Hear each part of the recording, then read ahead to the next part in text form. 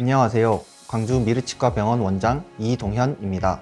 제가 진료를 하다 보면 환자분들이 많이들 궁금해 하시는 게 지금 불편한 부분이 사진에서 어디인지, 또 사진상에서 관찰할 수 있는 병소는 없는지 같은 것들인데요. 오늘 제가 환자분들이 방사선 사진으로 본인의 문제점을 알아볼 수 있게 도와드리도록 하겠습니다. 설명드리기 전에 먼저 알고 계셔야 하는 것은 방사선 사진만으로 구강 내의 문제점을 모두 알아낼 수 있는 것이 아니라 치과 의사의 눈으로 하는 검진과 방사선 사진이 합쳐졌을 때 제대로 된 진단을 내릴 수 있다는 것입니다. 첫 번째로 설명드릴 것은 환자분들이 검진 받으실 때 많이들 찍으시는 파노라마 사진입니다. 이 사진을 보시면 많이 헷갈려 하시는 게 좌우 방향인데요. 앞에서 찍은 사진이라고 생각하시면 편하게 이해하실 수 있습니다.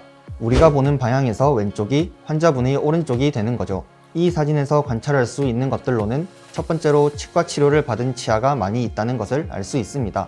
예를 들어 이 두 치아의 경우에는 안쪽의 신경관이 하얀색으로 채워져 있는 것으로 보아 신경치료를 받은 것을 알 수 있고, 그 위에 크라운 치료가 되어 있는 것을 알 수 있습니다.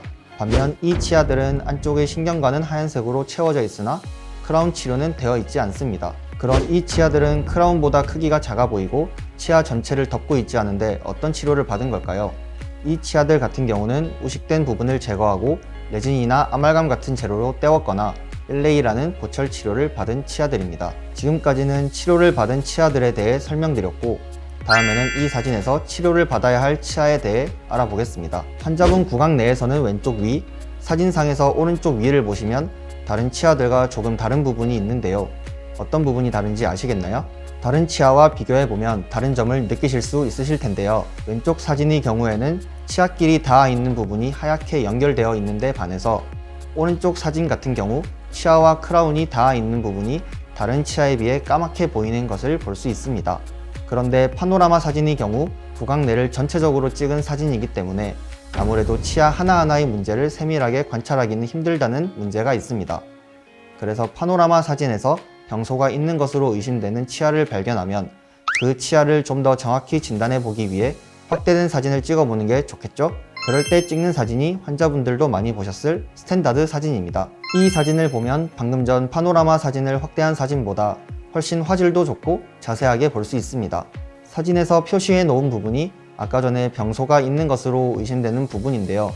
자세히 보니 확실히 크라운과 닿아 있는 부분이 까맣게 변해 있는 것을 알 수 있습니다. 이런 경우에는 바로 치료를 받는 것이 좋겠죠? 그런데 치료를 시작해보면 실제 치아에서는 방사선 사진에서 보이는 것보다 병소가 큰 경우가 많습니다. 저 치아의 경우 병소를 제거하다 보면 왼쪽 위에 있는 신경관이 노출되거나 노출되지 않더라도 신경관에 너무 근접할 수 있는데요.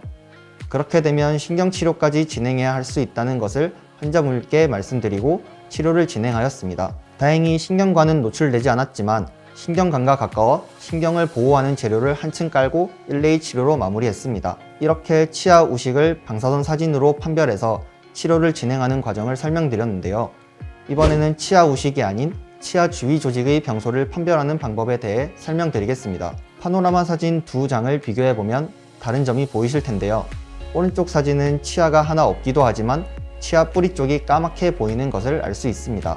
아까 전 치아 우식은 치아가 병소에 감염되어 까맣게 보였다면 오른쪽 환자분 같은 경우는 치아 주위에 있는 뼈가 감염되어 사라졌기 때문에 까맣게 관찰되는 것입니다. 가장 골 소실이 심한 치아를 살펴보면 원래는 골 높이가 노란색처럼 일직선으로 주행하는 게 이상적인데 이 치아의 경우에는 아래로 쑥 꺼져 있는 것을 볼 수 있습니다. 방금 일직선으로 주행하는 것이 이상적이라고 말씀드렸는데요. 그렇다고 골 높이가 일직선이면 아무 문제가 없다고 볼 수는 없습니다. 이 사진을 보면 빨간색으로 표시된 아래쪽 골 높이 자체는 일직선에 가까운데요. 대신 노란색으로 표시된 일반적인 골 높이에 비해 전체적으로 많이 내려가 있는 것을 볼 수 있습니다. 이렇게 오늘 방사선 사진을 보고 환자분들이 문제점을 판단하실 수 있도록 몇 가지 알려드렸는데요. 처음에 말씀드린 것처럼 방사선 사진으로만 판단하는 것은 오류가 있을 수 있기 때문에 치과의사의 검진과 합쳐져야만 정확한 진단을 내릴 수 있다는 점 기억해 주시면 감사하겠습니다. 시청해 주셔서 감사합니다.